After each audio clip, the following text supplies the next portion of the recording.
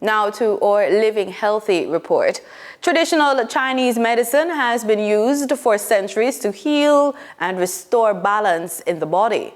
Today, it continues to attract attention worldwide, blending ancient practices with modern healthcare to promote wellness and healing.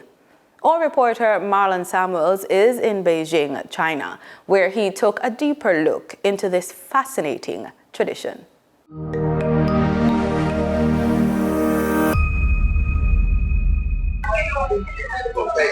Chinese traditional medicine have been practiced for thousands of years, blending natural herbs, acupuncture, and ancient wisdom to promote good health and well-being.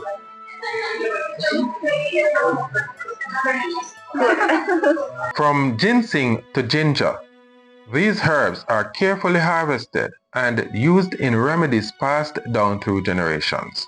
Traditional Chinese medicine focuses on balancing the body's energy, known as qi, to prevent and treat illness holistically. Traditional Chinese medicine is all about restoring the balance of the body. Think of it as the yin-yang concept. In order for the body to be in a healthy state, it has to be at balance. In Chinese medicine, they have the yin-yang, heat and cold, wetness and dryness. So what they do is, how they treat you is, they look for the lack of balance. Heat is restored. If you have excessive heat, they restore the balance by giving you a bit of cold. So that's what their herbal remedies do. They try to correct the deficiency. If your body has excessive wetness, they restore it by the yin of that yin-yang. These ancient remedies are still a vital part of Chinese culture.